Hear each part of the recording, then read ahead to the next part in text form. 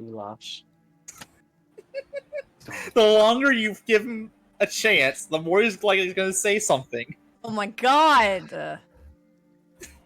I can't capture break. It's always when I hit unmute on like my like Discord too. When I undeafen. No, see, it wasn't even connected. He does that on purpose. I wasn't planning to do it till Jared pointed at me. Casey also pointed, to be fair. No, I was counting on my fingers. I can't. Yeah, then you... Oh my god. Anyways, hello, one and all. Welcome back to the 20-sided archives for our soon-to-be ending of Campaign 1, Chronicles of Umaria Shadowfall. Your episode 37, which is crazy to think that we started this almost a year. Of our 20-episode campaign. I thought it was gonna be 20 episodes. Shut up! We're now almost double that. Yes, but it's fine, because we're having fun, and that's all that matters. Mm-hmm. Anyways, I am your Dungeon Master / Archivist, Eli, and I am joined, as always, by Seven, Winterfall, played by Jared. Howdy. Chiselhavard, played by Brian. And now And Redwood of Velico Dravo, played by Casey. Alright. Wait. Yeah.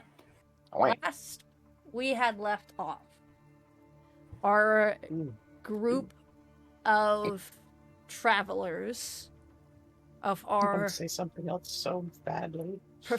prophesized heroes, Our band of fuck-ups. a brand of fuck-ups, more like it, traveled to a large fissure created by a earthquake in the blighted area of the Great Forest, where the Haven Tree resides, that had recently just been split in its trunk by the blight. It is currently after that rough journey, encountering many a monster, all corrupted by this blight, that the trio had found a tree that has been referred to countless times as the Heart. And it is at this tree that our companions had, specifically Redwood, had attempted to destroy it, and instead ended up converging with it and encountering a terrifying entity from within.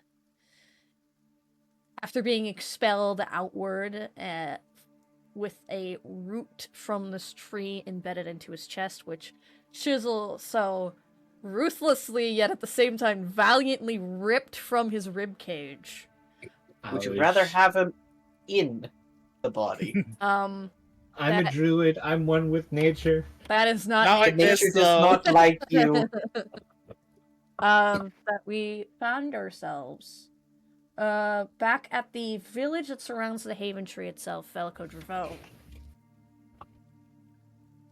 It is very somber. Heavy rain has been falling for a while.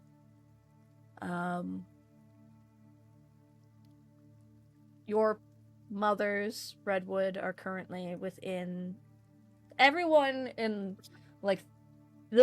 everyone of importance within the village is currently in the Grand Hall at the moment, which includes your mothers, your brother, since he heads the main hunter / guard faction of the village.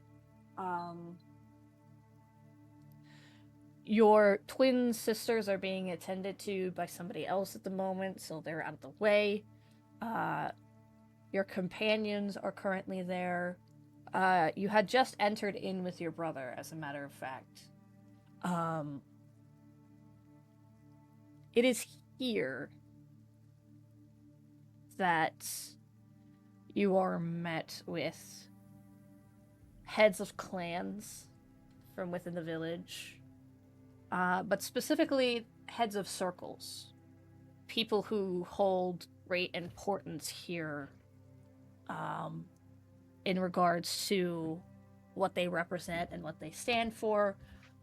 And by that sort of context, Redwood, that would also make you the head of the Wildfire Circle, because you are the one and only wildfire druid, which means that your attendance is very much important. Don't fuck it up. Unfortunately. You see the various circles. You see the circle of the shepherd head, an older woman, covered in like animal skins and leathers, to the point that it's very like she looks in it small because of how much she's got packed onto her, but you see around her she has a actual like small pack of wolves with her, ranging in different ages. The eldest of the wolf pack stands beside her, in like as she sits in this old stump with a large gnarled staff with like animal fangs hanging from it. The circle of the stars head druid, a little bit more flowing in terms of robes, older man, long beard. He wears like stone jewelry shaped with like in the forms of like different constellations and stars, hand stitched embroidering of like different constellations and the like as well. I have to remind myself what all the different druid circles are. Hold on. You see, because of the way that the different circles of the land work for druid, there's actually there's 4 heads, all respectively different land types. So we've got, the desert, the forest, and all the other ones. They're all decorated in various clothing. What's a desert? We don't have a desert. We don't have True. but we do have a desert, which we can't reach it. We also don't have a burning wildfire. The fuck's a cactus? So It's a cactus, buddy.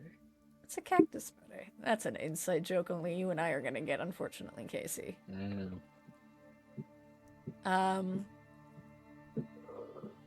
So you have like, I think that actually that specific druid as well, you would remember, because they were like the only person that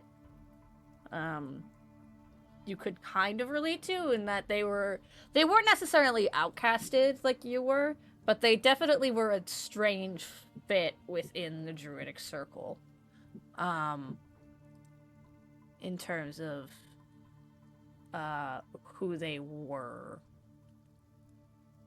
Hold the phone. I'm gonna give you a name if you just give me 1 second. There's a lot of people here. This one specifically is Erlan Urmiar. I will type that out for you for the sake of my brain.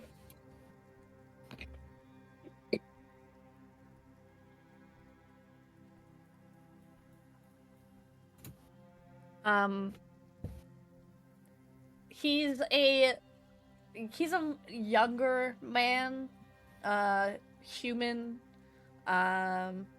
probably in his like 40s, late 30s, early 40s, late 30s.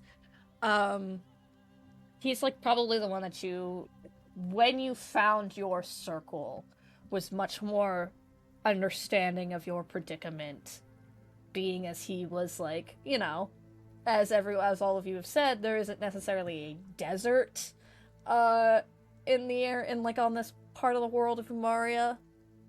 So it's a struggle to say the least. Circle of the Moon actually stands very close to the Circle of the Stars. Their staff has actually been carved to hold a crescent moon on the top of it, but they're very similar in terms of garb, flowing robes. It's a younger woman, elf, in terms of terms of species, or race, or whatever have you. Circle of Spores stands a little bit further away from the rest of the congregation here. of this like council. Young woman, human, but it's hard to tell where she begins and the aspect of her circle ends in terms of the way that she is dressed and the way that she has imbued herself within her circle.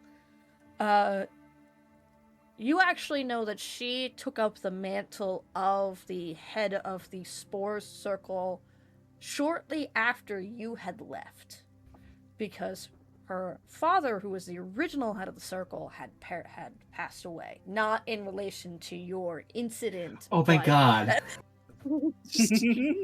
Not in relation to your incident, but he did pass away. Just due to, like, illness, essentially. And she's very much, like, she has, like, swarms of, like bugs around her. She has, like, there's a couple of spiders clinging to her person. She's got these, like, large sort of, like, the platform type toads, like, mushrooms that you would see on, like, trees, kind of on, like, her arms and on her legs. Like, different types of moss growing off of her as well. Various types of mushrooms and toadstools. The Circle of Dreams head. Once again, older man. He's asleep. Loose, flowing clothes. But you can actually see that his eyes kind of have that sort of pure white to them. Very much, the type of person that you would look at and think is blind just because of the way their eyes are. But you can tell that they can see still because they're moving their head. Like, when Chisel was still blind, he moved his head in the general direction of sounds, unless he was wearing his headband.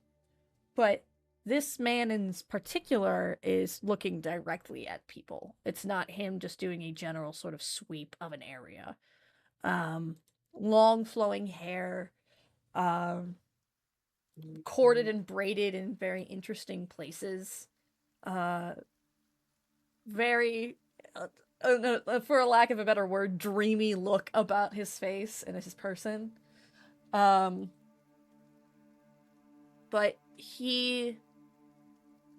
your parents, your brother, and you and your group all stand within this grand hall space, converging with each other.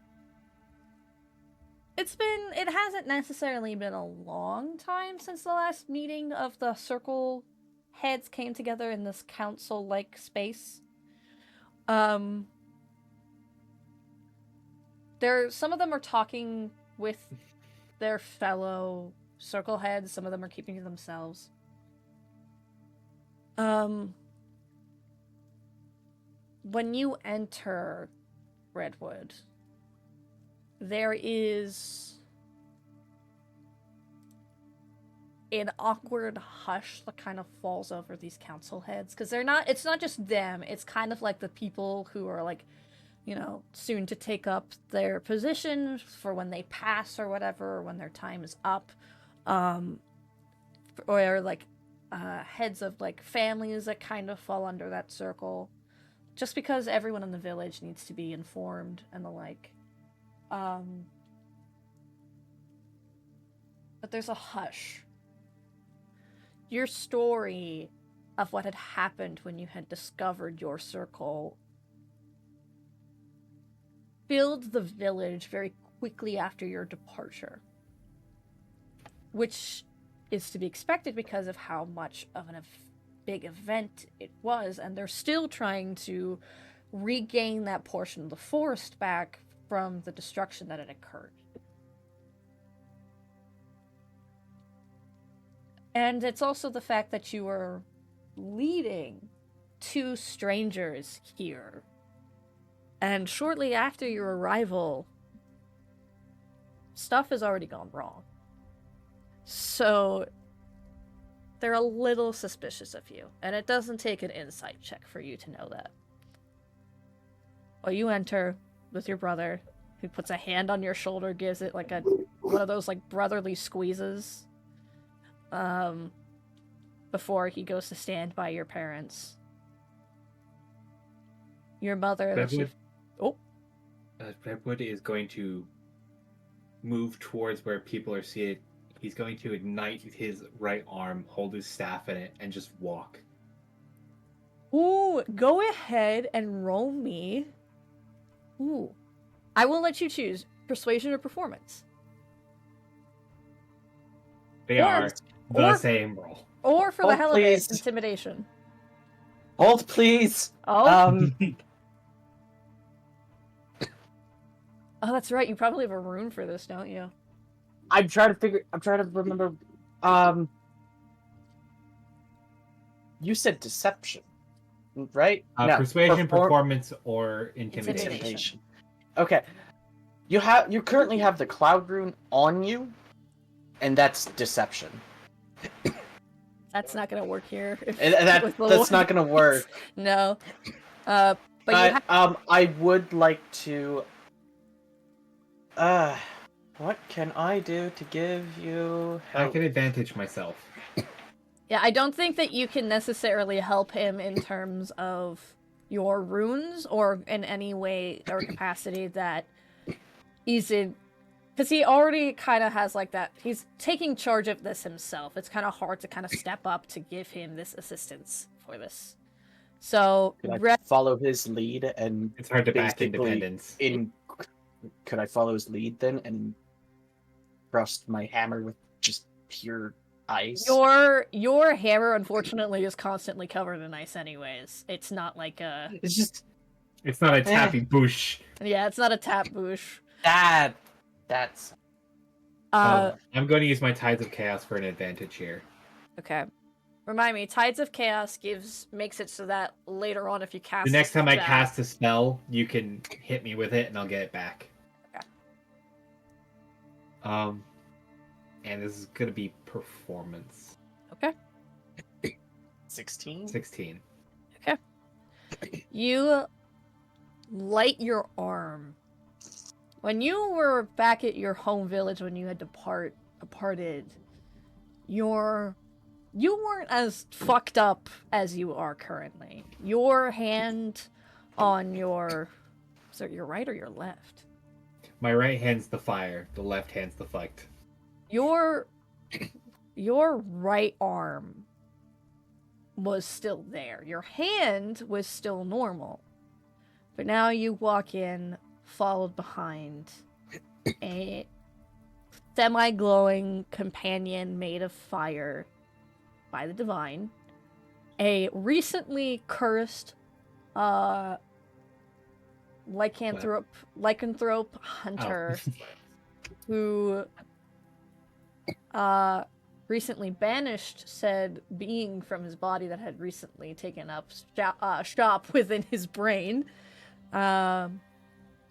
and a limping gnome who has the look of someone who has seen a lot. All of you look as if you've seen a lot, and you're still pretty young compared for like your races. Mm-hmm. And you walk in with a new arm after your previous one went missing, your hand having forcibly removed an attempt of cursing and corrupting you, completely fucked up and brittle and not looking great. You all look like you've been through the ringer and back. And when you light your arm up with those runes that glow and hold your staff in hand, but not burning it, considering that it is basically a tree staff, and you take your seat among the council, you note there are several nods of respect, of a shift from wariness and suspicion to, oh, so he has learned in his time since he's been gone. Like you note that the desert land druid, he just kind of gives you a smile and a polite nod. The circle of dreams druid is kind of like, you can't tell if he is staring at you or through you, just because of how he is, but you can get the aura of like someone who like clearly respects you, and things like that. But it's not as like, if they're still wary of you, it's not the front that they are putting up right now. It is not their main sort of vibe that you're trying to permeate towards you. You have your seat here now, and your circle does now exist, and that is important and prominent in terms of the natural workings of the world.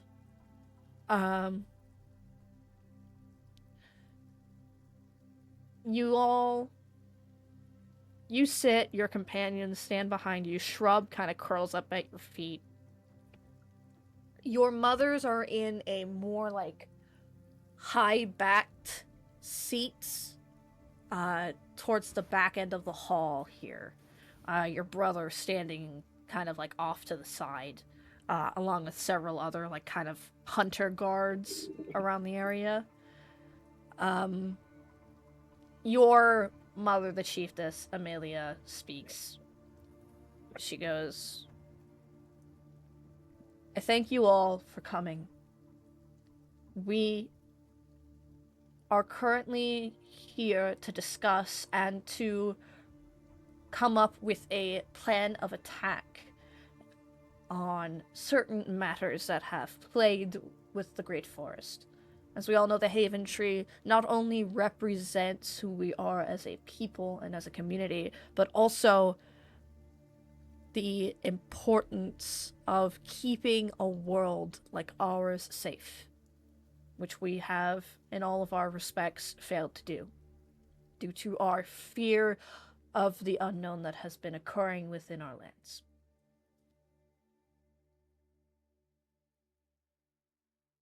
My son, Redwood, during his 13-year journey, had encountered something known as the Blight, a name that we are all very familiar with, but he has seen it firsthand and face to face, and what it can do.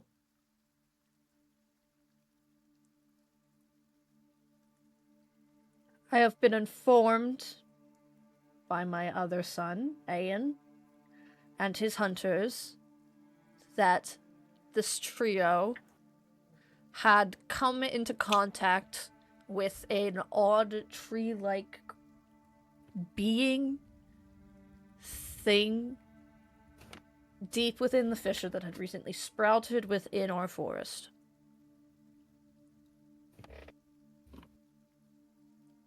It almost killed my son.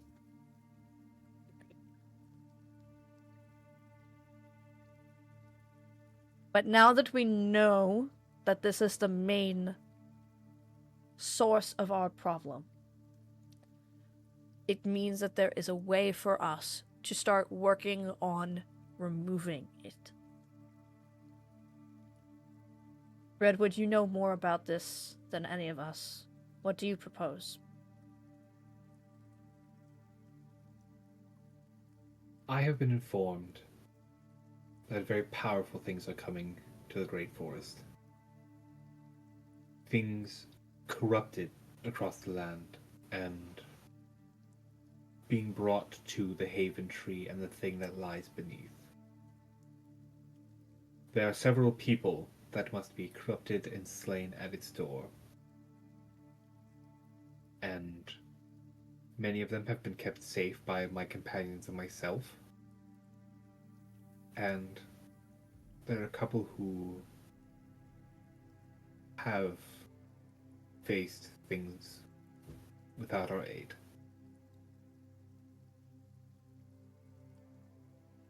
Soon the armies of whatever it is shall be upon us, and it is of utmost importance that we make sure the forest is safe and make sure the tree is safe. if we can keep these forces from reaching the thing below,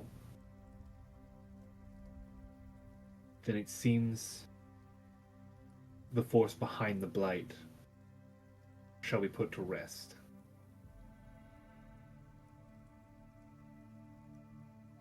I do not know what effect this will have across the world, but I do know that if we were to fail, if things were to reach deep below us,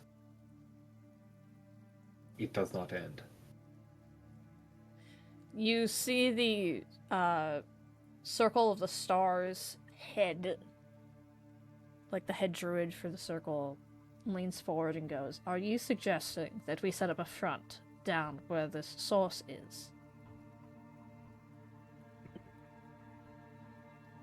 I'm saying we are a city full of druids in a forest. I say we give hell to whatever enters. You see the Circle of Spores head. She speaks up. She goes, "Are you suggesting, and you are free to tell me if I'm wrong, you want us to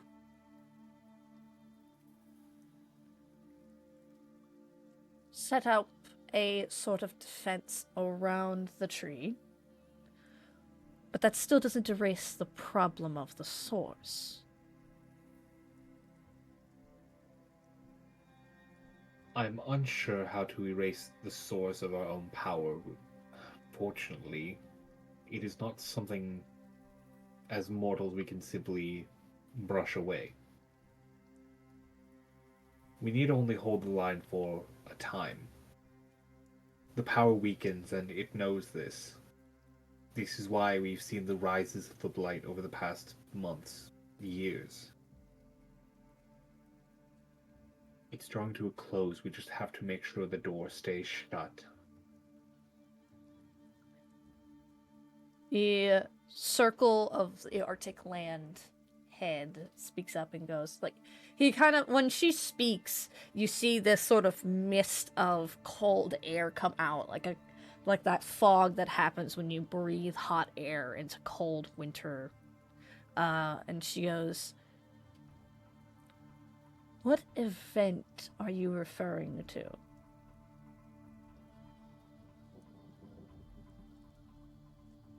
I do not know. You actually do know. I did tell you what it was. I know that there is great infected things coming, but I don't know what shape, what size, how many. I know that fucking something is coming. So what she's asking essentially is what is causing this weakening? Oh. That's what she's asking. Sorry, I should have You should have just. That's my bad. What's causing the weakening of the god, or what's causing the weakening of the blight? What's causing the weakening of the door? The source.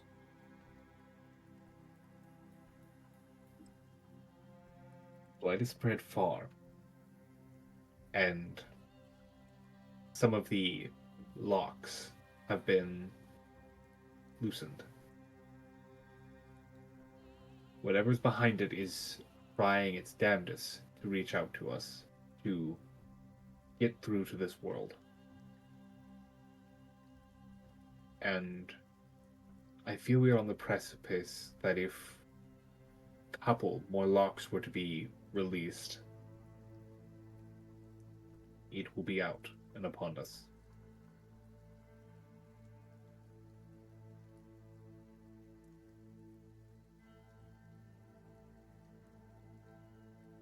Your mother, Taryn, looks to you and goes,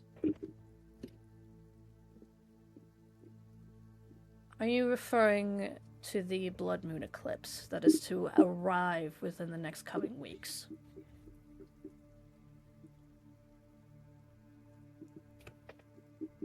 Roll me a history check. Roll me a history check. There's a fair chance Redwood remembers. Casey, it's been a week. That's fair.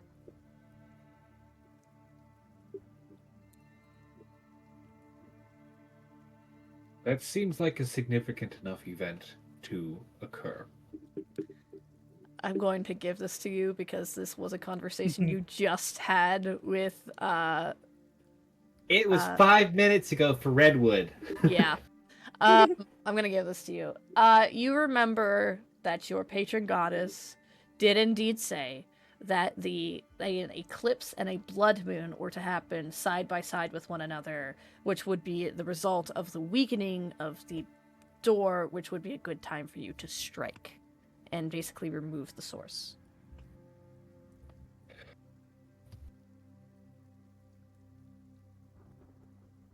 That is the window which this thing seeks. It's when the threshold is the weakest, both for it to come out and for us to close it permanently.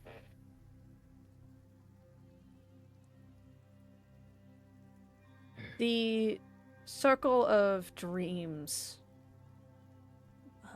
leader speaks up at this and goes, the blood moon eclipse happens almost every 50 years. If we lose this window now, there would be much too much time for us to make up for it. We better not lose. It is indeed a prime time for a lot of things to occur, but for it to be a window for something as terrible as the Blight. You watch as he kind of like tilts his head and goes, is this in some way connected to the divine, Belland?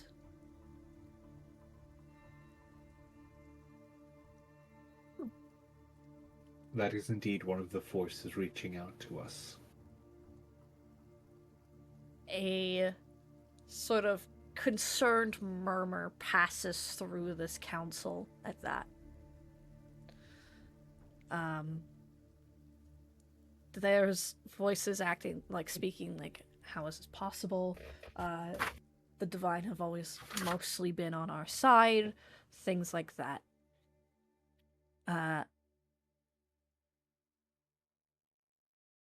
Power reaching across the door is the 15th god. One we believed was perished is imprisoned. The god Uthar.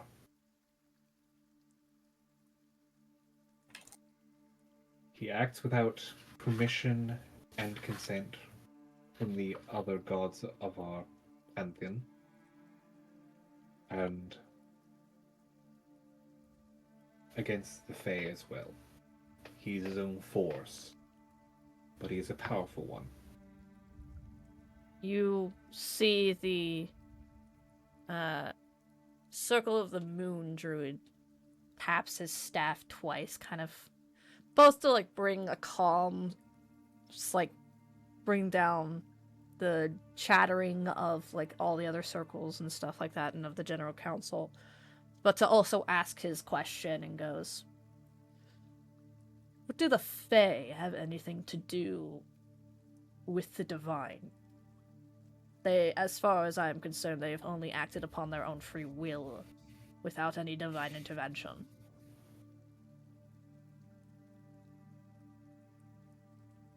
It appears with many years of age does not come the amount of knowledge that one such as myself has gained on their travels. Damn! Shut up, old man! Backhanded insult. That is amazing. You know The what? Fae and the Celestial have always been intertwined. War before our lands began. Death, destruction. You watch as his face kind of turns red with both anger and embarrassment at your statement. Because, holy fuck. The future is now, old man. The future's now, old man. Your generation's long gone. You're not connected. Have you opened the history books? First off, there's no technical such thing as books, but also that's really fucking funny. There is one book in existence. It's just not written in yet. I mean, There's technically two. actually, No, wait, actually, no, it is written in. There is a history book. I took notes in the spell book I originally made for Redwood about the whole history things we found. So there is a history book. it's a history book. Holy shit, I forgot about that. That is If that amazing. just plops it down on the table. I want you to give this a read. I don't know how to read. Puts that on the table. Okay. So, that just happened. Not only did you just insult one of the oldest members of the council, but you did so epically, I would like to say. You know, And technically correct as well. And You- just Casey, I am giving you a free inspiration for that, because that went hard.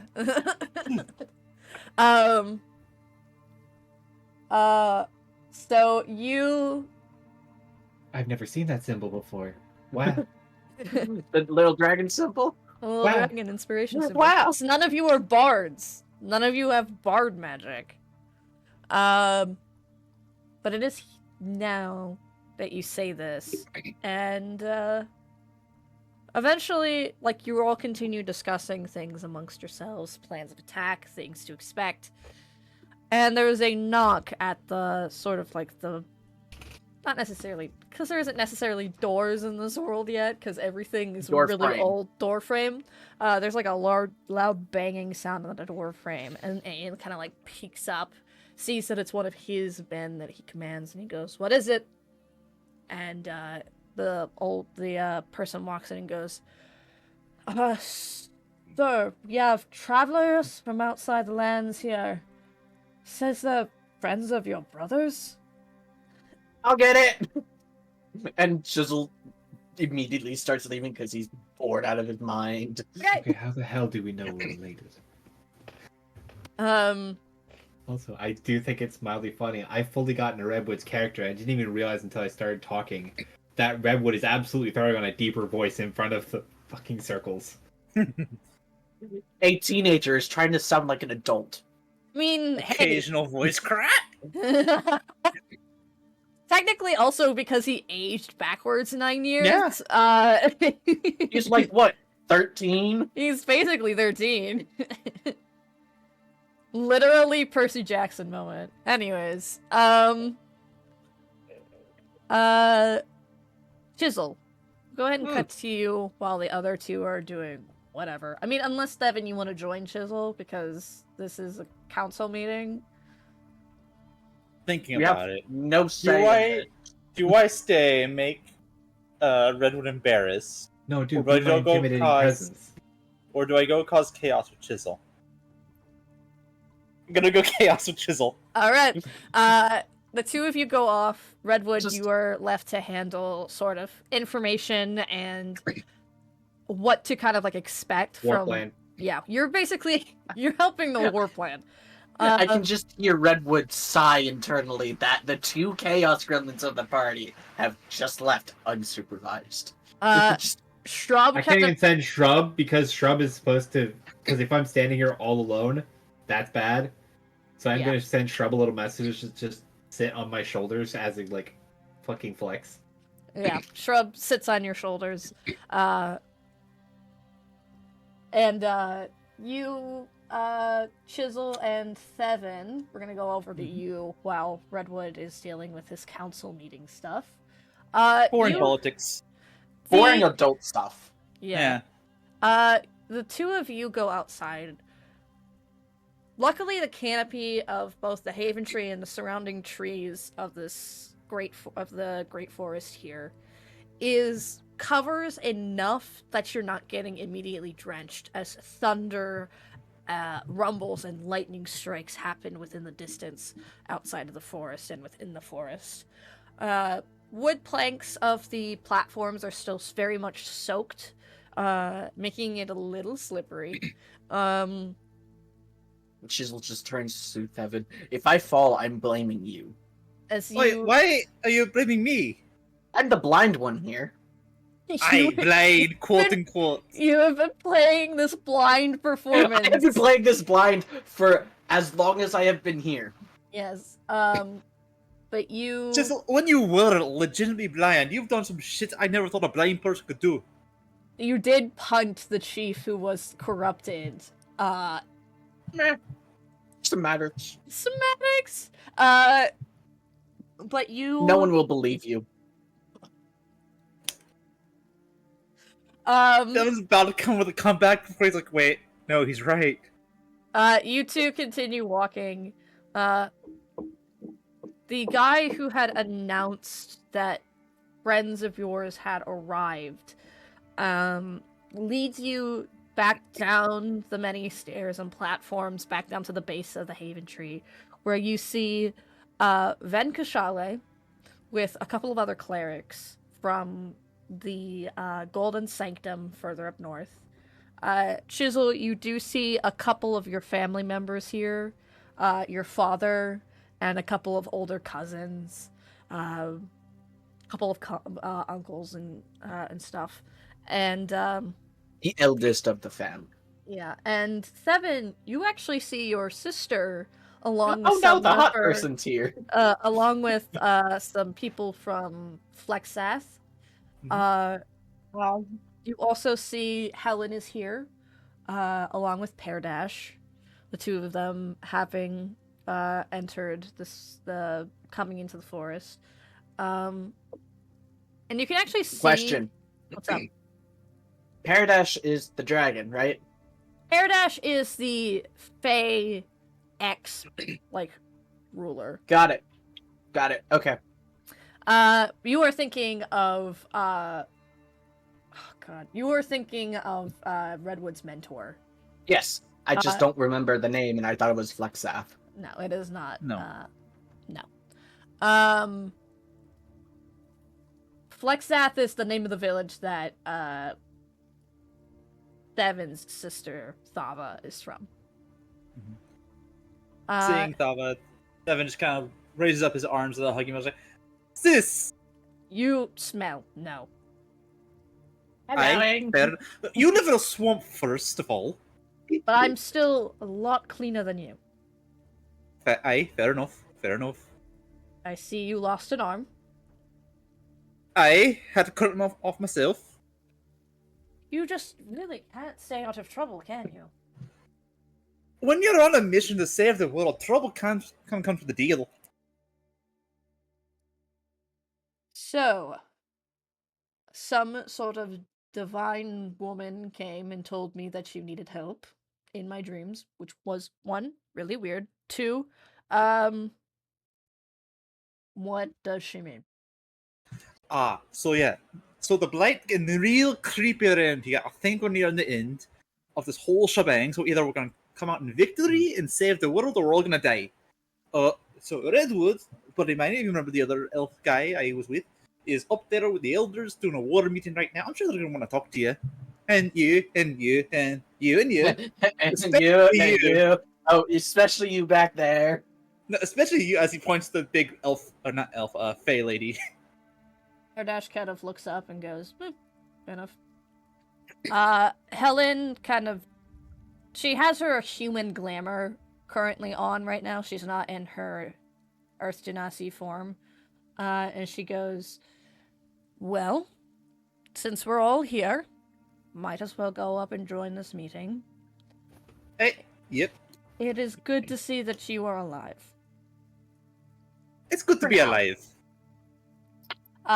We will continue in just a moment. We'll be right back.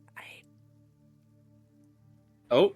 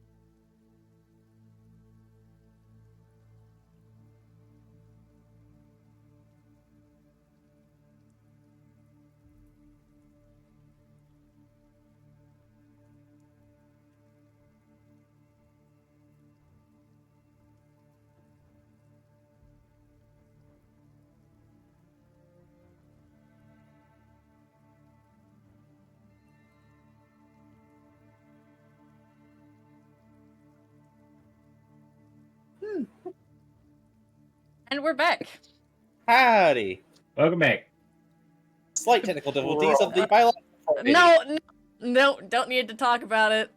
Moving on. That's all I was gonna say. Anyways, where were we? Right, war room. You two lead the concession of companions from the base of the Haven Tree up to the grand main hall at the very top.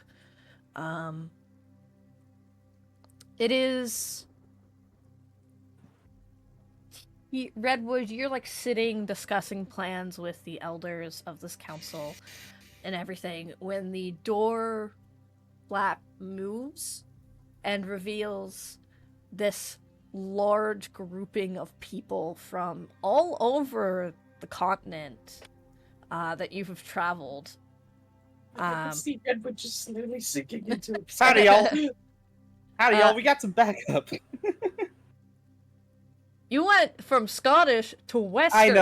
I know. That's on me. My bad. What a wild switch. That was a wild switch. Redwood feels the professional mask he had on sort of, well, no, not sort of, very quickly slipping. It's like, oh shit. Pear Dash, kind of, due to her old status and what she represents, kind of steps forward and speaks first and goes, we heard there was a war we needed to prepare for.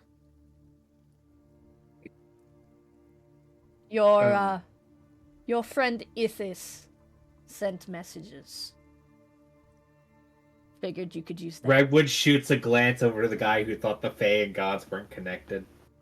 He's kind of just got his eyes narrowed at this moment, but It is a lot of strangers rather quickly.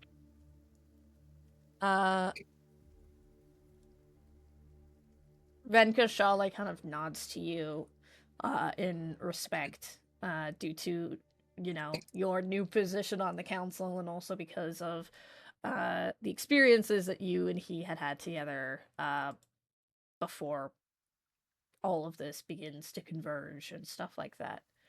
You see Helen, she kind of also gives you a bit of a nod of respect and acknowledgement. You see she's actually kind of in her human glamour. Because Genasi, for those who don't know, are not necessarily a full thing yet in this world. The barriers between the elemental planes and Umaria have not thinned enough for that yet. Too thick. Too thick. They've not been explored enough for Genasi to be common. You need to not. I mean, it's true. Moving on. We play Dragonborn, so I did not let you play Dragonborn, that is true. A year ago. So, it is here with this council and this group that you all begin to prepare yourselves for eventual war.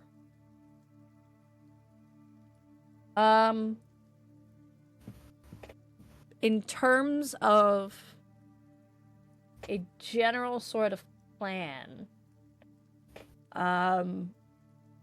what are you guys thinking? I'm going to talk to you guys about this here and now, just so that way I have an idea as to what you guys are going into with all of this.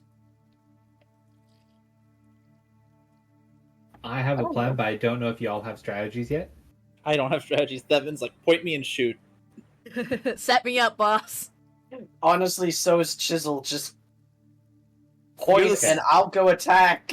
You're the Sokka of the group. What we need the most is we need to make sure the people whose names are on the board aren't sacrificed during the war. So we need to make sure they are in a location we can keep track of and close together. Well, with that in mind, we can have a task force of people focusing on the corrupted part underneath the tree, because that's the point where we can get that removed. What were the names? You There's never a- told our characters what the Yeah, that's names the thing. I was like, I don't think we ever actually told him. And if Well, you did, I think you told him to the Redwood war kind of room. just names people in specific, and I don't think he's given a reason why these people. And Thevin just sees his name up on carved on wood. So I'm like, wait, why is my name up there? You're an important part of the task force. Ah, Thevin. cool. Devin's important. Okay. Yes. You've seen me take a zombie's head off from 30 miles away. I also threw an entire creature 50 yards away from me. Why I is don't think my it's quite name not 50. up there? You are also important, but there's a different thing going on there. We also need Bulbit. Fuck no. That's the hunter one, right? No, that's the one that tried to kill my family. That's the one. Shrub kind of speaks up here. She goes, "That's the one that, yeah, that's the one that tried to take over Chisel's house." Ah, that arsehole. Yeah. I We have a don't secret, need him and to I be was- our ally, we just need to make sure he's not dead. Well, he won't be dead. He's going to be missing a few things, but That's he should be acceptable. fine. I like how we're planning to dismember this man. I have built Jizzle around family comes first. No, that's fair. That's still just really funny. Double checking a name. Was Cattail the family member that died for Thevin? Mm-hmm. Yes. Okay. So I don't write her name down just so he's not aware of that connection. So we've got the Chief of C.o.U, we've got Bulbit, Thevin, Aeon, Oron, and I do write down Ranla in case anyone knows who that is. Who's that? You write that name down, Redwood. Roll me an insight check. You may have a cat. What? You may have a cat. C-A-T. Your door is Behind open. you. Aslan! 24, natural 20. That's 2024. You write down these names, and when you write down, Rainan, I swear you told me Ranma. no, Rayan, R-A-I-N-E-N. Rainan. When you write down Rainan's name, Ven Kashale pauses. And you see him look at it longer than the others.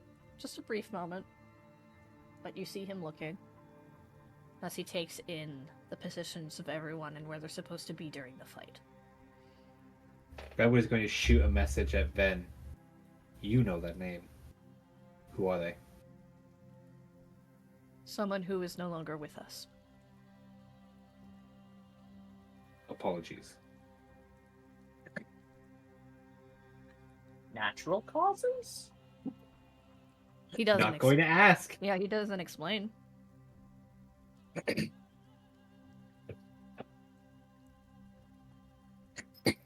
All right. But again, Chief, Aeon, Oron, Bitchman, Thevin. Bitch Bulbit. man. I have it written down on the list of names as the Bryan family enemy because you didn't remember the name at the time, as I was writing the list. That's fair. There, now it's edited. Parentheses. Bulbit. Family bitch. No, I just Bulbit. erased it and wrote Bulbit. Alright. This group, along with myself and Chisel, are going to be underneath the Haven Tree when things are occurring. During the Blood Moon Eclipse, we will attempt to take out the tree and, well, the false tree and whatever is in it.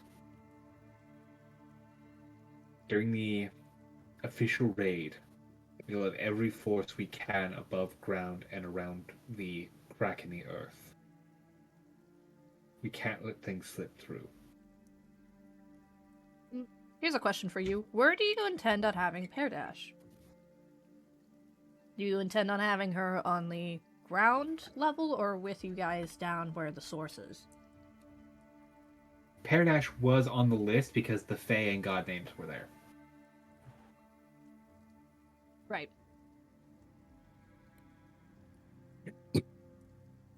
So, Paradash and Alyssa Blackthorn in the trenches with us.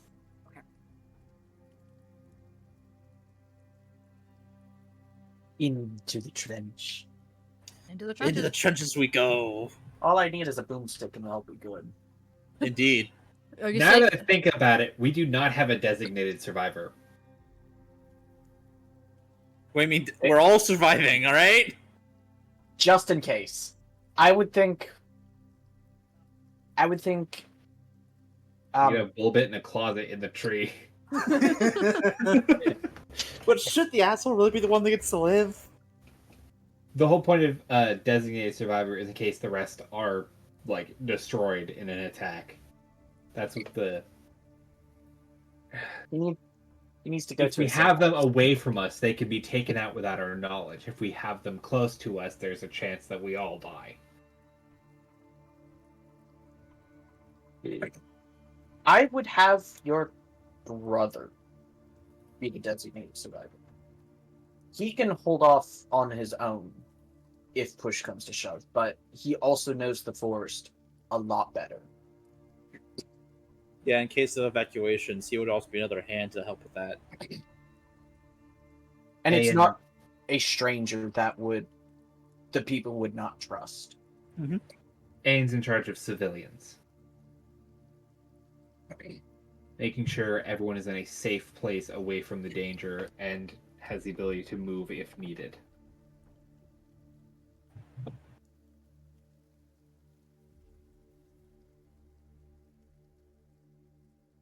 Everything and everyone else will be on making sure we're not interrupted.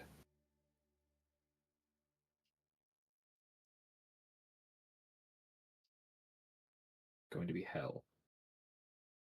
Like, this whole adventure has been hell already. What's a little more hell to do? Just because you've been in the rain does not mean you know the floods. Looks outside. Looks pretty flooded to me. Bruh. I honestly think we do know the flood. We were almost drowned in a river. Aye, that too. It's a fucking metaphor. What is a metaphor? You do know that you are literally the smartest person out of this entire group. Except for maybe Heather. Ellen. Helen. I knew it started I with an mean- H. Unless I take a sip of the brain tonic, but I don't have that. No. Oh, you're going to be talking about fucking glasses and books again. Fuck you.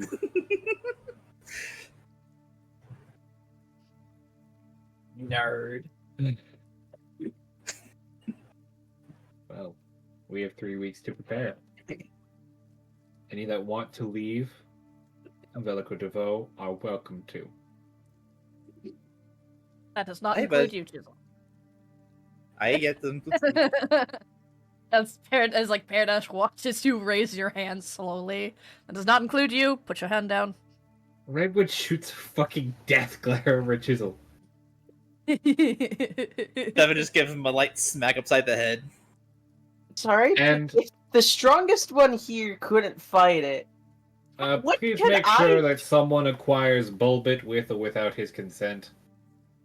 Paradash just kind of nods and then suddenly teleports away. Chisel's just slowly readying his hammer. You have 3 weeks. Unless it decides to attack early.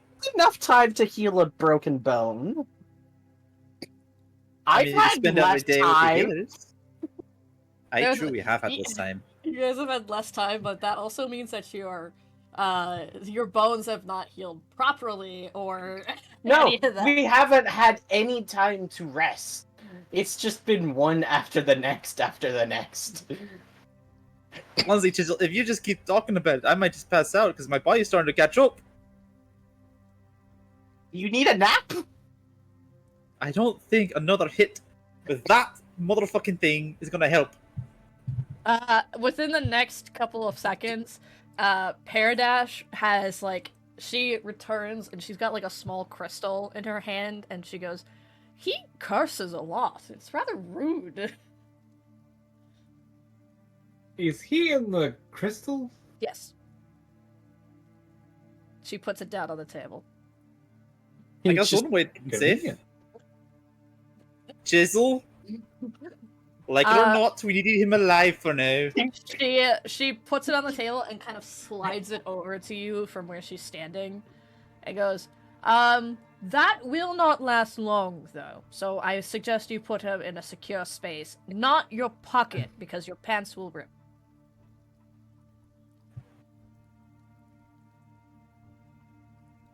What are pockets? Right, you guys aren't as advanced as the Fae. I forgot about that. We have pockets. you We have pouches, we have satchels, we have bags. It's the pouch, and you're. I don't have that. Seven is a new level of stupid right now.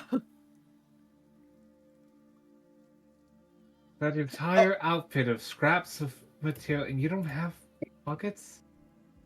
No. I would also I have like to. pouches, sure. I I would have also like. bags. I would also like to quickly mention that when he was describing his character's outfit to me, he said that the fur mantle that he wears is still, in fact, stained and coated in blood.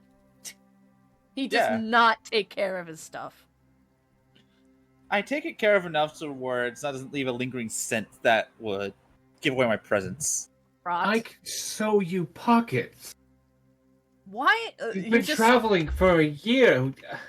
you see Longer. It's Helen. Longer. I'm not sure what. Helen I don't just know why kind you're of speaks up at this thinking this point. is a big and goes- idea.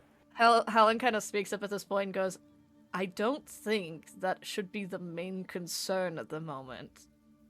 Yeah, you guys are It's acting like not there's the some huge concern, it's revelation. just- It's eye-opening that it doesn't have pockets. I like how this has been it is now a main point of contention. I mean, I have my backpack, I have my quiver, and I have some pouches here and there. I never really came up.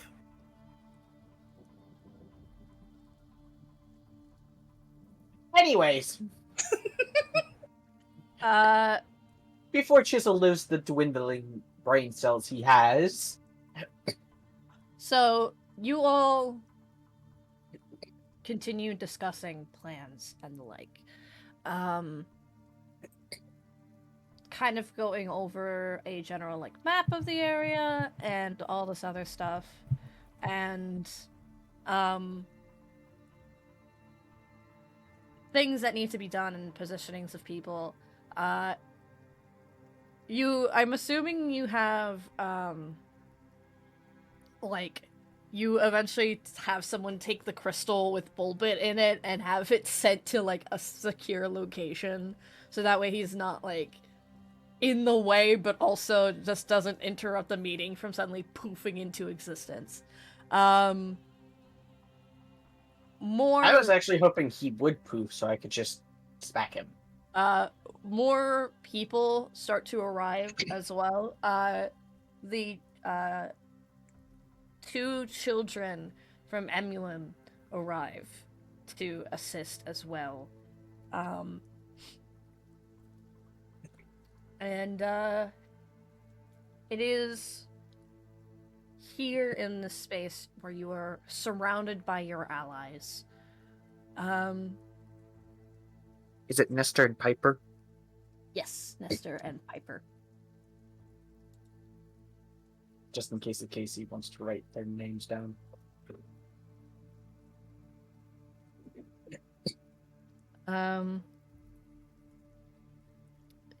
It is. We're gonna go ahead and time jump a little bit. And it is currently the next night, next night, where I don't exactly know what you're all doing. I'm assuming you're all doing your own sort of preparations. Red was learning new spells. Okay. Are you talking with Helen in terms of like spells and things that you can learn? A little bit, and also a little bit learning new druid spells. Evan, Yeah? do you want your arm back? You took my arm? Looks at the stump. When'd you take the arm? No, I mean the actual arm. Oh boy, Face's Thinking on it. camera is lagging so badly. Yeah, it is.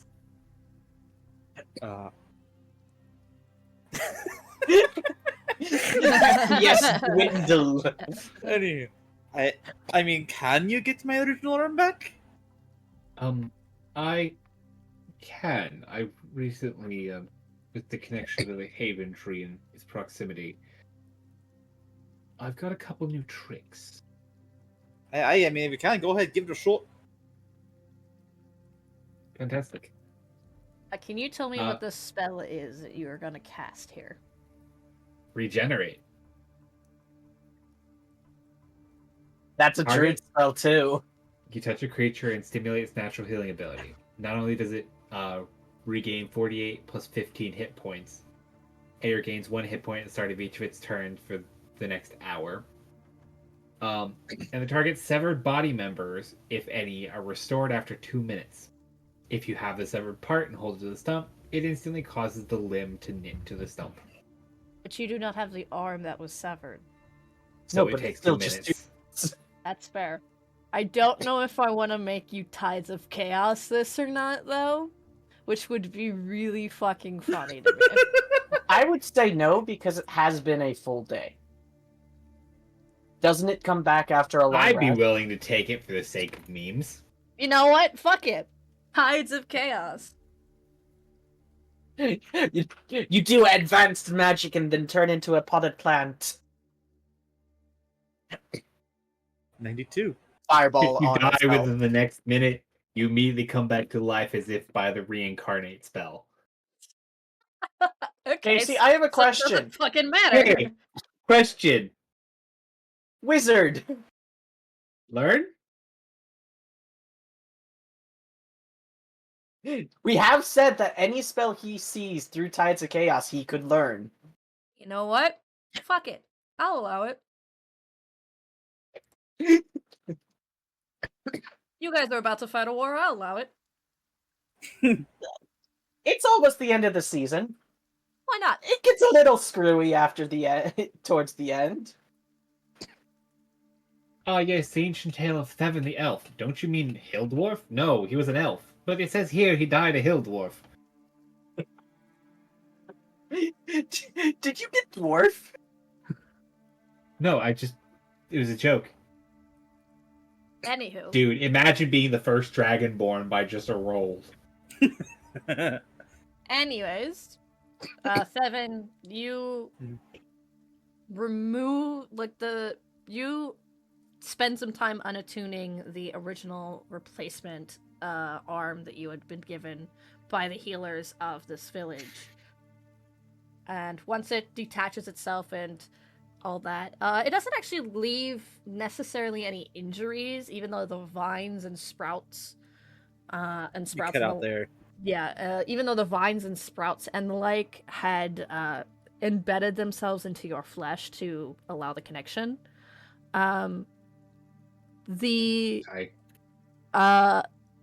there's no injuries. There's no like holes or anything like that left behind when you remove it. And you hold this stump out that used to be your arm, and your friend regenerates it for you. So you no longer are attuned to the arm, which means that you no longer have the fun little thorn thing, unfortunately. But you have your arm or back. the stalking grass, but I have it back. Question. What's up? It unfortunately needs to be attuned by a person missing a limb. It cannot just be... Oh no, that's not the problem. Okay. Vecna. The druid Vecna. The druid Vecna. No, I was wondering if I chop off my leg, would that get rid of the petrification? Or the ruined part? Yeah. Yeah, that's basically the It's a same new as limb. it's basically the same thing as like cutting away and like any infection or something like that, preventing it from spreading and also causing problems in your future. So if you want, Okay, I have 3 weeks. looks like Redwood, you are not only becoming the wizard druid of the group, but you're also becoming the town surgeon. Oh my god, Chisel. Dizzle, you Just you grab like a something as sharp as possible. And I do have that necrotic sword. Yeah, you take your necrotic sword and you just like stab and saw into your leg to pull it away. It doesn't hurt you because your leg is basically dead. I have no feeling. Yeah. It's just So it's just gross. I'm sorry, but I've literally smashed zombies into paste. This probably does not affect me. Fair enough, I suppose. Unless if you want me to roll a con save. You know what? I'm not gonna make you roll a con save at this point because you don't need it. Partially, I'm sure you'll succeed. Yeah, there's also that. With a +8 for con. Yeah. Con saves. It's not worth it. Yeah. Radwood! Radwood! Redwood! Redwood. Radwood! I can only do that once a day. Oh. So you're gonna have to live with that for the next day or so. Oh. I'll fix you tomorrow. Just don't tell my mom. You need me to Oh, carry you around there, bud. you still have family members who are here, including your dad. I'm going to take a nap. I'm going to go hide for a day. You need some help there, lad? If you touch me, I'm swinging my hammer at you. This I is am trying to help! I am not unable to move.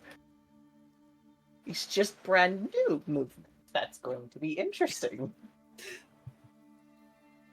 Jizzle is Uses actively hammer as doing a like a cane. war crawl across the floor. And then Chisel just slowly hides under a bed somewhere. What's interesting is this spell only requires a prayer wheel and holy water. Give me 1 second. I need to grab something that I've got. Tried. Huh? Redwood! Redwood! I'm still bleeding. All right. Should have thought about that. Savage! I'm all... treat this. I got it. Cure wounds. It's all Guys. lovely. Here we go. Oh no, I see screen lighting up. Oh, I That's have all my. What is Well- Eli looking? It's notes on my iPad. Ah.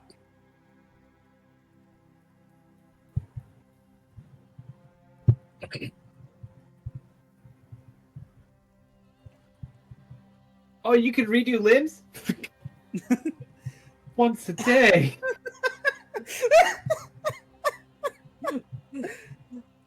This is much funnier than what I thought was Oh, yeah. happening. Like, Jizzle saw Thevin walking around with a brand new hand and just walks over to Redwood, sits in front of him, and just starts sawing his leg off. But this is much funnier.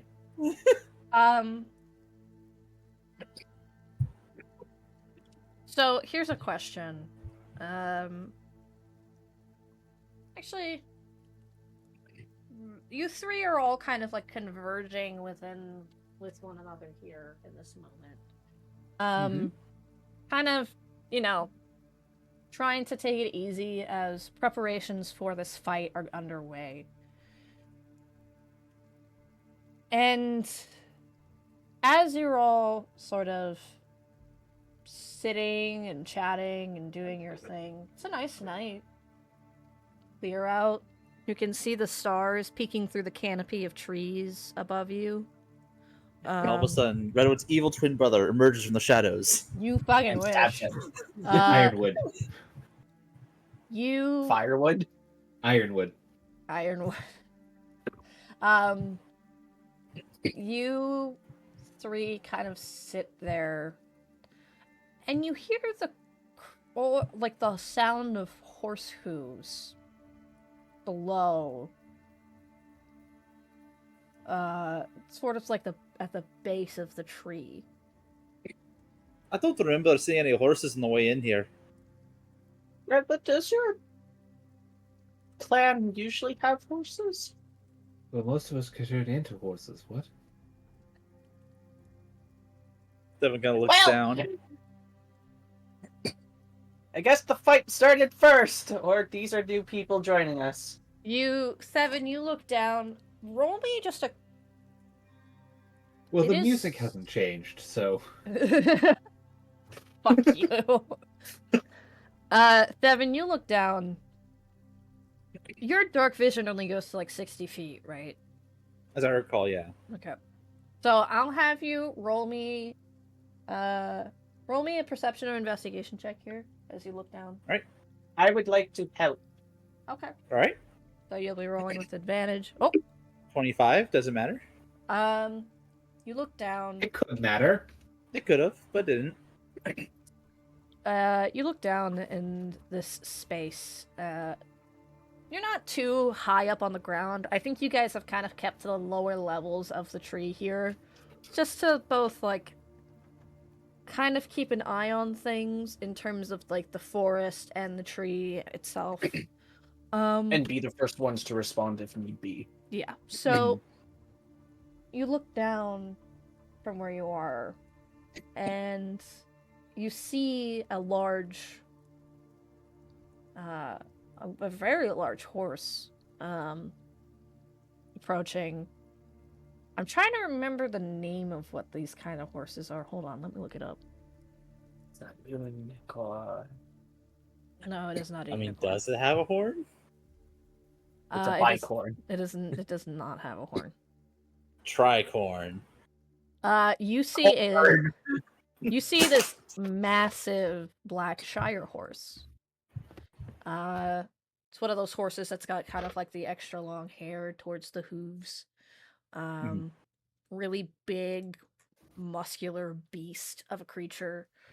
And on it is a not necessarily super large individual, but definitely someone who's clearly tall. Cloaked, kind of keep out the remaining chill from the rainfall that had happened just the night before. Path is still muddy, so the ends of the fur or the hair on these horses' legs is a little caked with mud and dirt.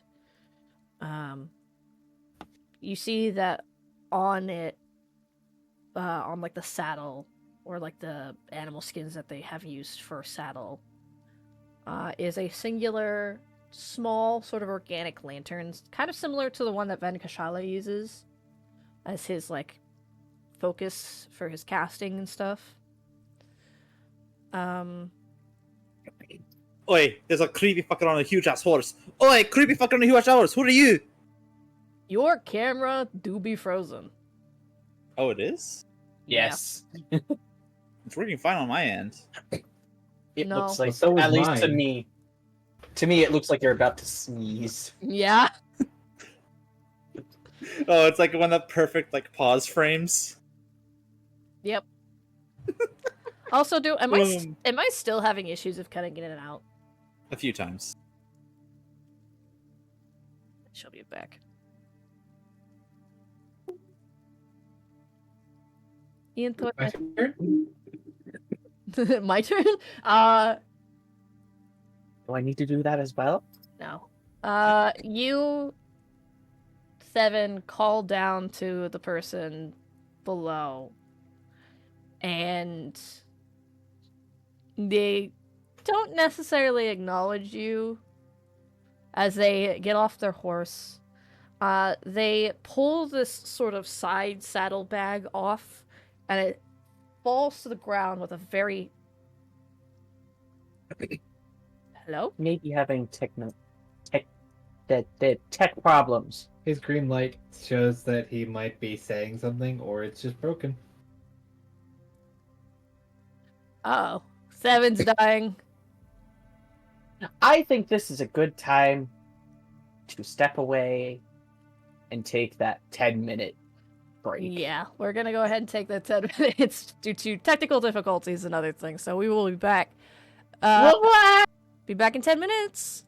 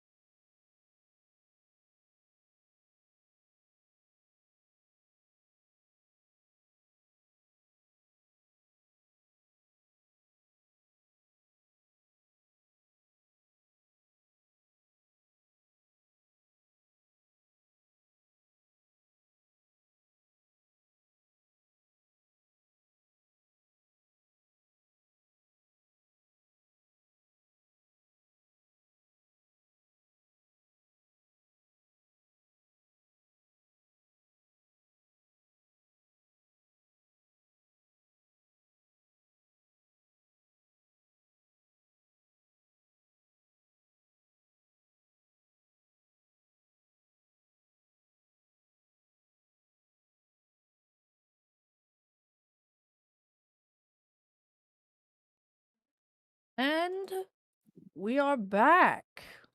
Technical difficulties have been fixed. We're good. Nothing's We're- burning We're all Yeah. safe. for now. For now. But Devin, you look down. Yes.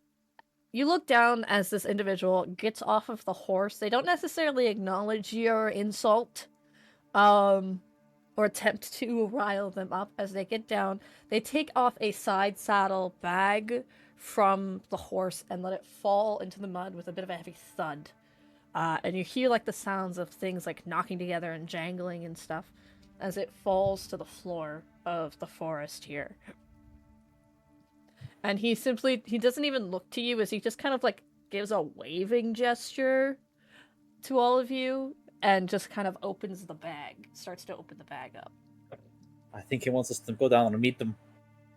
Chisel's not here. He's already heading down. He heard the tools and he's going down. Right, alright then. Devin follows. Fuck looking for danger, I guess.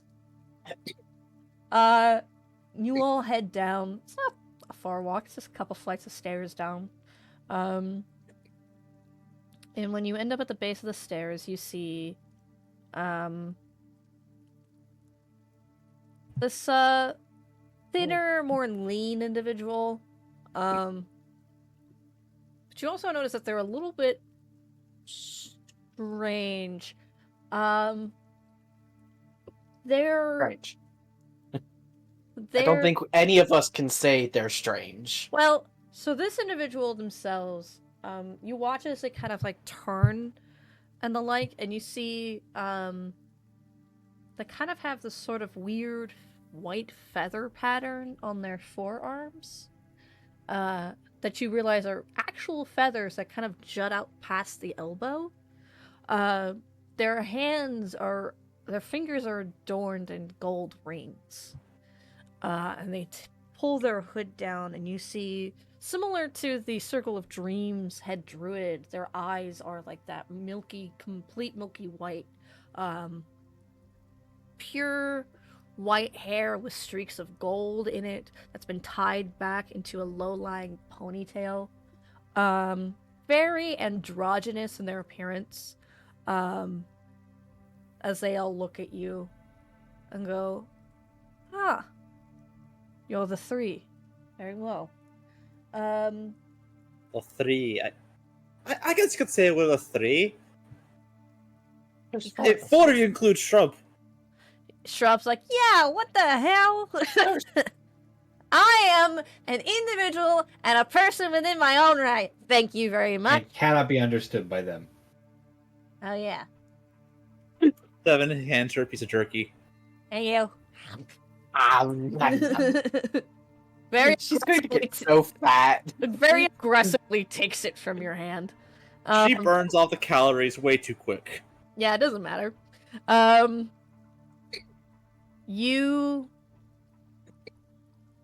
He smiles and looks to Shrub, kind of pets the top of her head and goes, "So, I was informed that you are all going to be needing weaponry for what is to come." Ah, I was not informed that we would. it was a bit I of mean- a surprise. Weapons are good. I like weapons. What weapons you got? What wares do you have? You see the bag that he's got? You can't see the bottom of it. And you watch as he goes, one moment. And he steps into the bag, Newt Scamander style, and falls into it. Can I follow him? No.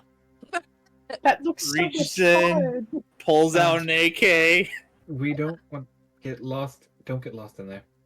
Oh, We this don't- is part. You hear an echoing voice where it's like he's kind of like the person sounds like they're in a cave, and they go, "Oh, this is. I've been in here hundreds of times. I know where I am." And I he- meant chisel. Oh no, that makes sense. Yes, don't come down here, please. Thank you. And you watch as he. It's just leaning over. Devin looking down. leans over. You guys lean over. You can only The assume. temptation. All your worries would go away. Disappear within the bag. 7 would be safe. Designated survivor. Anyways, It's a bag of holding. He would die in 5 minutes. you watch as, like, you can actually kind of see that even though the bag is, like, clearly almost bottom, like, probably, like, some sort of, like, bottomless pit that you can't see the inside of, the bag kind of moves around as if there's, like, a live creature in there, because there is. As he comes, like, the individual, like, comes out, and they're like, okay. And they, like, push themselves up, and, you don't see anything on their person originally, but then you watch as they reach into the sleeves of their cloak and pull out various weapons and things like that. Staves, hammers, axes, bows, arrows, arcane focuses, all of which are very intricately detailed and designed, and, noticeably, a good portion of them are metal. Right. Give me the strongest ranged weapon you got that uses arrows. Strongest. Do you? If he could reach into his robe for the items, why did he go into the bag? Probably had to use those pocket things you were going on about earlier. The pockets are in the robe. Aye, and he had to go get them from the bag. So the bag holds an infinite number of things. The robe does not. How big is infinite?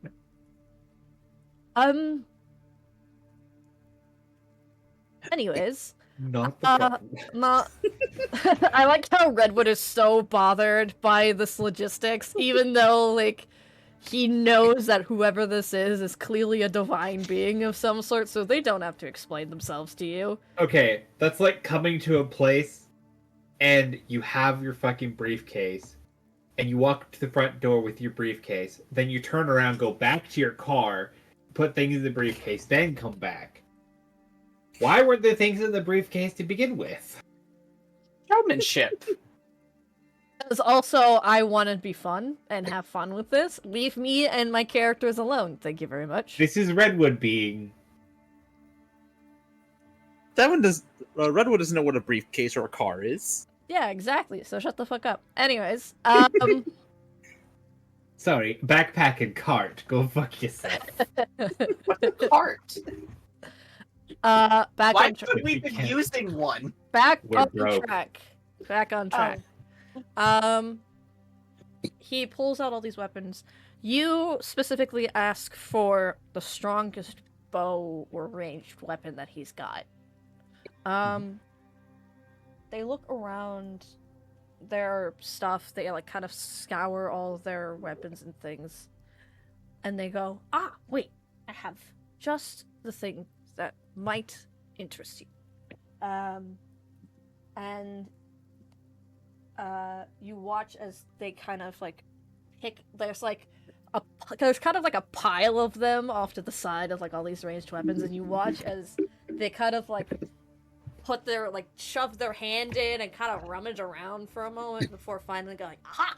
And pulling out a bow that looks like it's carved with a design of twisting roots and vines and thorns. And they hand it to you. And the bow is like, it's a long bow, so it suits your shooting style, but it feels very light. In your hand. It's not uncomfortable, perfect grip, fits your hand size. They look at it and go, that will actually allow you to use your bow should you transform.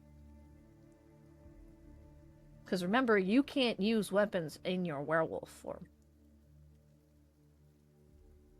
Don't. I will not argue with a gift. And they also reach they go, "Oh, you actually might also want these," and you watch as they reach in to their sleeve of their cloak again and pull out a rather nice looking leather quiver with 40 arrows in it.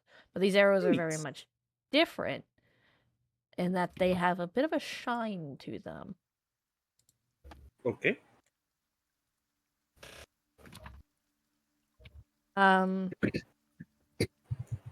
These Hollow point. they're not hollow point arrows. Yeah. That'd be so fun. So these arrows are very special. Well, they're made out of metal. Yes, but also they are known as purity arrows. Purity arrows. Purity arrows are incredibly. You sure Kevin should have them. You feel it in the arrow. It's not just the fact that they are pure due to the fact that they are made of a very they're made of silver, but you don't know the name of silver. You just know it's a very shiny metal. But also due to the craftsmanship of it being done by a divine being. Purity arrows do an additional +2 to your damage should you use them. Okay. They are immediately destroyed upon impact with a target. If the target is part of the undead variety, these arrows will do double the standard damage upon the target. Okay, cool. And before we move on, the thorn bow, are there any other bonuses to that, or is it just, oh, you can use it while you're a wolf? There is also the added bonus of it's a +2 bow. There is also the fact that it has an ability called Wolf Claw, which is if you activate it, it will fire off 3 arrows for the price of 1. Ooh. But You've you given him 6 plus 15 shots? face you made. You're gonna need it. Am I allowed to be in this fight?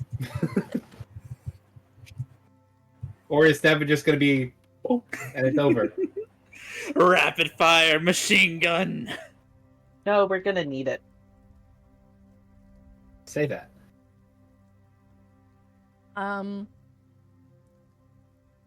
He kind of looks to you, Chisel and Redwood, and goes, "Is there anything either of you two would like?" You'll be dealing with blight, undead, and all sorts of necromantic shenaniganery.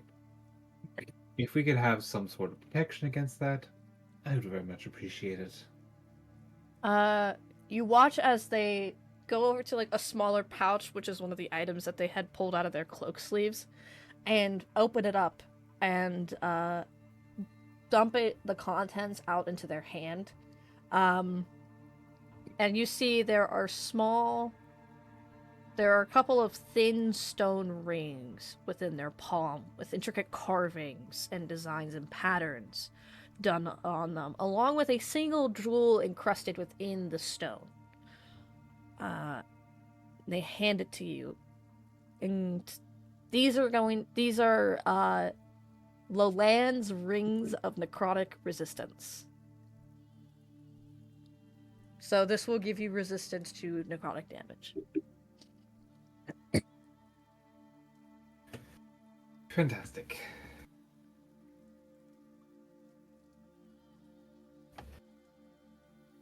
Well, distribute them evenly. Come on. She slips one onto her paw. Everybody wear your anti-zombie rings. Yeah, as he's finagling with his new bow. You Evan, give me also your hand. Yeah. you also watch as they go, "Oh wait, your lovely little animal companion. I have been informed by Ithis that they have a very interesting habit of getting punted and torn to shreds. So I brought something I did it once! specifically for them. And So did it once. only once. Once was Only enough. once.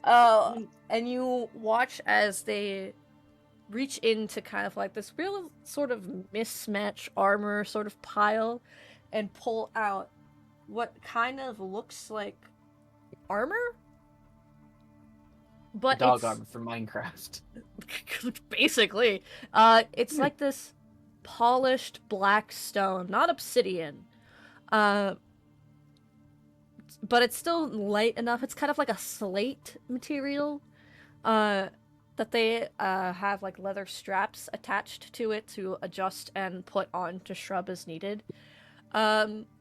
This will give Shrub resistance to slashing, piercing damage, as slashing and piercing damage. This is also still wearable even when she's in her fire form. So even when she lights up, it's not just going to drop the armor off of her. This will also increase her AC, giving an additional +3. Now I'm just imagining when you put a vest on a cat and it's just... It stands there and falls over.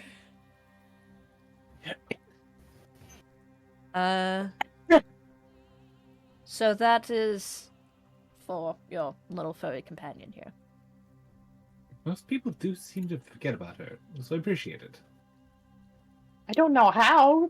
She's very loud. And very important. This he- whole excursion would have fallen apart without Shrub. They also point to like there's like a also similar to the rings. There's a gem inlaid onto the helmet of the armor, and goes, that will allow her to do that thing she does a little more often. So basically, it gives you an additional 2 charges of her ability that allows her to light up and fire. So 2 wild shape charges. That can only be used for her. They can't be used for you. Yeah. Honestly, I think I've that's only the wild only shaped thing twice. he's been using. Yeah, he's turned Wild into a shape. bear a couple of times, but I don't think he's like. I think bear twice and then the panther. Oh yeah, Panther was the first time. Panther was the first time.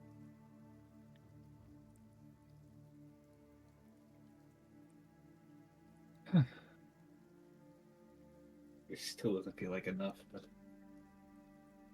Chisel, Uh, are you going to want anything, need anything? There's so many to pick. I know how to use all of them. I just give Chisel the whole bag, everything you got. that is not something I can do, unfortunately. I do we'll have. just keep you in the bag. I do have other deliveries that I need to do, and I can't take him with me. But I do believe that I have something that might interest him. And you watch as they reach into a pile of hammers and pull out one, but it's got a interesting sort of hollow base to the end of the handle. And he goes, "Can I see your current hammer, if you'd be so kind?" Why? Trust me. I just met you. That's fair. But I promise you, it'll be worth it. Okay. So And Chisel hands over basically the family heirloom to him, to them. You tentatively and hesitantly hand this hammer to this person. They take it. You notice that the hammer that they had pulled out from the pile is incredibly plain looking. There's no defining details about it other than this weird hollow base. And they take it into their hand. They set the other one down by their feet, but your hammer, they kind of wrap their hand around the very base of it, and you watch as they like squeeze, and as they squeeze, that portion of your hammer begins to shift and change. And when you hold it, as they hold it, you watch as it actually has a sort of spiraling pattern now at the base, and they take this other plain looking hammer, twist the two together. So you now have a double-handed hammer, and the plain looking one on the other end begins to shift and change to be almost an exact copy of your original. As it does this, once it's done with the transformation, he hands it to you. So basically, you get a double-ended hammer, which doubles your damage dice. Also, when you're using this weapon and this weapon only, this technically considers to have the oh god. But this is when it's attached like this, it has the two-handed heavy weapon properties. Also, if you were to detach the hammers from one another, they will still remain their duplication unless attached to a new hammer. Only when wielding this hammer and these two hammers together do you get the dual wielding ability. So I can either have two-handed weapon or dual wielding that gets rid of my shield.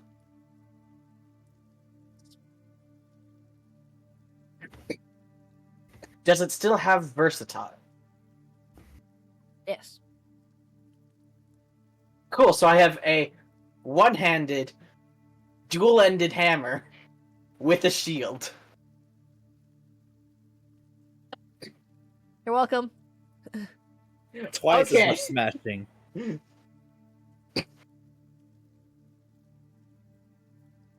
I have a quest. What's up? Well, two. Do you have any armor in there, and do you have a way to enhance this weapon with the ability to return to my hand? You want a returning weapon. Returning weapon, he looks to you and he looks at your hammer and goes, "Unfortunately, I cannot make that, so if you were to throw that, it comes back.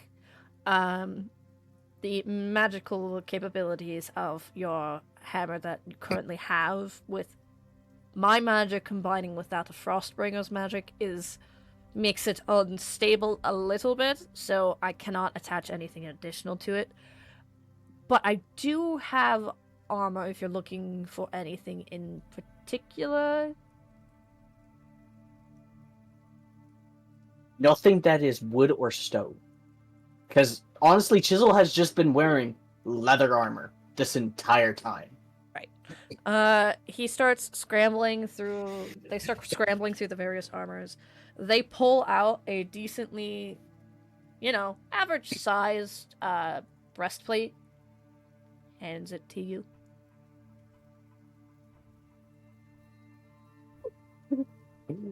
Just... thank you. This Then is... Chisel just starts undonning his armor and putting it on. This is just a base breastplate. There's nothing special about it, but it is additional armor. But if I remember right, I think that's one more armor than mine. Well, it's kind of the same, because leather armor is 13 plus dex.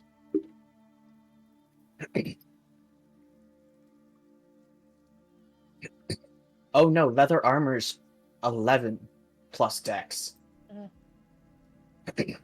I now have an armor class of 19.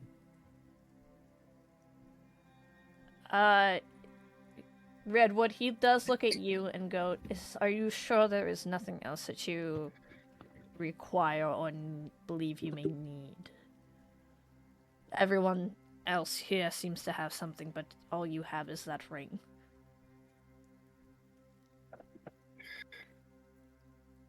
I do not fight too much on front lines. I am not a weapons master. I am not. The armor you have is fantastic, but I do not know how much use I would get out of it. I am a caster. My weapon is my magic. I do not know how much would be available to me. I almost got something that can make it enhance his magic and make it go boom! Yes, all of us in enclosed Lee. space want to go. What? Just why? Actually, and you watch as he goes in. I mean, Redwood, if we're facing down the armies of damnation, you want things go boom. Yes, but we're in a ravine together. For people who aren't supposed to die. Well- A controlled boom. You watch as he reaches in and he pulls out a amulet. It's got a thick, sort of, not necessarily thick, but wide leather cord. And it's in the shape of a flame. How convenient. Golden edges with a red, sort of crystalline inlay that he hands to you and goes, this will definitely prove useful, especially considering the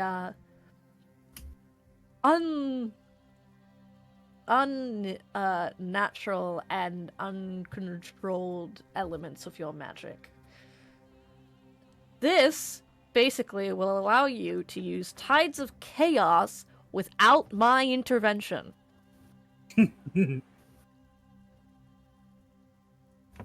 So basically, you get the advantage of your Tides of Chaos without me fucking you over.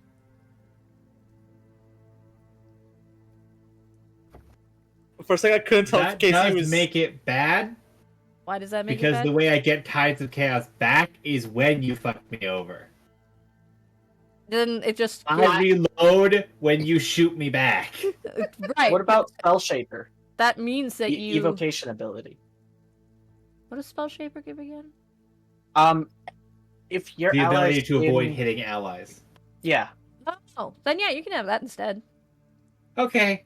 that I'm would like, make ha, more you- sense for an amulet than Haha, I've made some Tides of Chaos to fuck you over. But now you've just disabled Tides of Chaos forever. That didn't you have one shot and that's it. it didn't register within my brain. That was kind of how that worked for some reason. Not bad. This That's the one ability. An that you do- avocado! Hey! this also does increase your magic in that it also allows you to fire your fire spells Bonus actions? as bonus actions. Not the face. Not the close-up evil eye. You realize that this is the level I get Firestorm? Yes. I'm well aware. We're gonna need it, but that's still so good. We're gonna die! Yay! I don't give you guys overpowered shit for no reason. First combat. Except for Thevin's stupid fucking family blessed bow. That was I think stupid. I think he just worked around that and built it up. Yeah. I don't think it was truly overpowered at the beginning.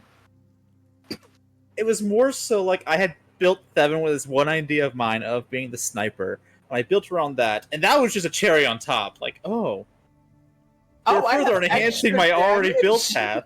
path. I have extra damage? It's like when you're in a game and you're having a build path and you come across an item that's kind of broken. It's like, oh, Des just gave this to me. This is perfect. Yeah. Then you just sweep the rest of the game. But yeah. Those are your just items. Over here with a double hammer and more armor. I am unstoppable. You are stoppable. It's just harder for me to make it so. The Hammerman got a second hammer! Should chisels the immovable object, them's the unstoppable force. Redwood is fire. Except for spell save abilities. I don't have. Actually, no, I have advantage thanks to gnome cunning. Also, you have Indomitable. That is true. So, like I said, immovable object, unstoppable force, then Redwood's caught in the middle when they collide. Fire. You Alright. good, Eli? Yeah, I'm good. I was just like, God, Jesus. He looks to all of you and goes, "Is there anything else that you will require for what is to come?" Something A that will combatant with a allow us. magical bag. Something that will allow us to heal without magic intervention. That's just something that I unfortunately cannot provide. No potions. That's what I was asking. No potions. You got anything that can, like, take out a whole bunch of baddies at once? No, but my father does. Unfortunately, that is. I cannot provide you something with like that. That does not come with the risk of taking out your allies. Ah. I have a question. Hmm? If we use the Wand of Fireball with Redwood's crafting ability, Spell Shaper, would It's that not my own allow? spell. It's not his own Okay. spell. Yeah, no, that's not. It's mine. What was the thing that you requested for Redwood? Another combatant with a bag full of magical wonders. Unfortunately, that is not something that I can provide either. But It's the end of the world. Where the fuck are you going? I do have something that could. Oh my god, you left the oven on? What's an oven? What's an oven? He does pull out a small. It looks like a diamond in an oval cut shape, and he puts it in your hand, Redwood, and he goes, "This is incredibly important in that it will reinforce the cage."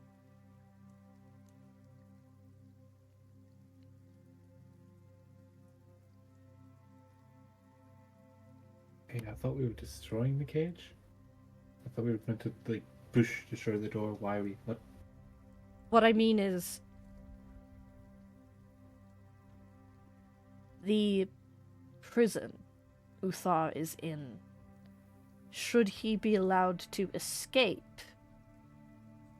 it could end terribly for all of Umaria. If anything were to happen, this is your backup.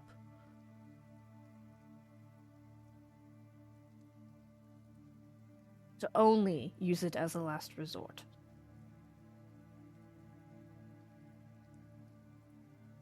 Understood.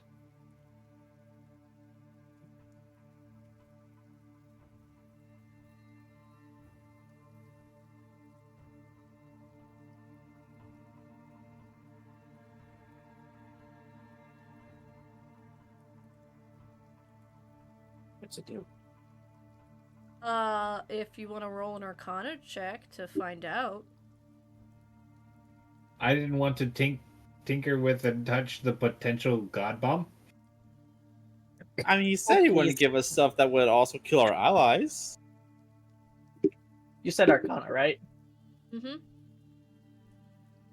I have advantage thanks to a storm rune. Never mind. 18 and 22.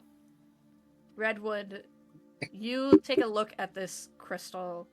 It's very plain looking, it's very unassuming, and I think you realize that it's meant to be that way on purpose.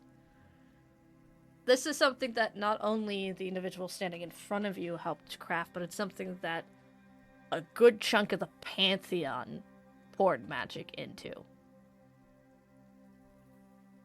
With a natural 20 chisel, you look at this crystal, This has the ability to level miles of land.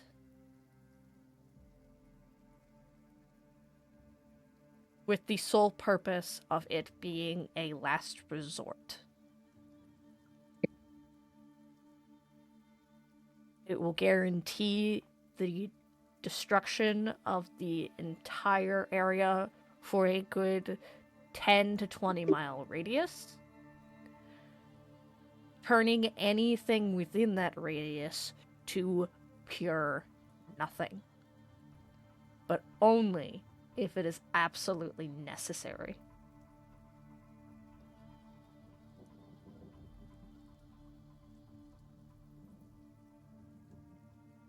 I think Chisel just had a thought, and it's terrifying him. In his mind, he's thinking we weren't supposed to survive this battle.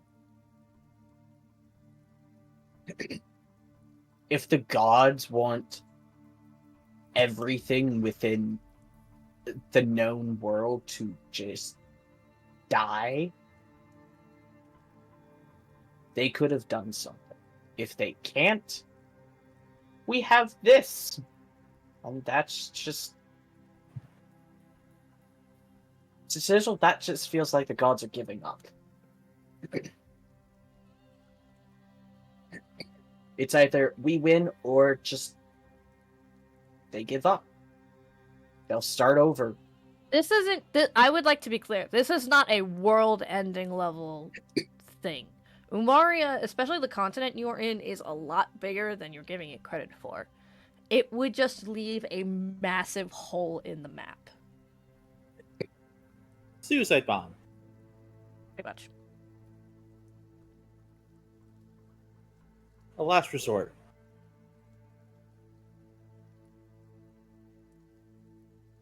Still terrified. Yes, understandably. But now And you Chisel have. is going nowhere near that now. That's fair. You are all given your weapons and whatever, and all the items that you feel you could use for this fight. That's as prepared as you can get with all the planning you've done and all the preparations that need to be made by other people who are not within your immediate group. And I believe this is a perfect place to end the session for the day. We will pick up. In the corner. Oi, watch this! Fires 3 arrows at once. We will pick up with the start of a war next episode. 2 weeks. 2 weeks. Oh, right. It's- 2 weeks. Because in the margins next week. Right. But yeah, if you guys want to join us for when we play Baldur's Gate next week, you can find us here. Woo. Same time, same place. We'll see you next time. Goodbye! The chaos continues. I may switch classes.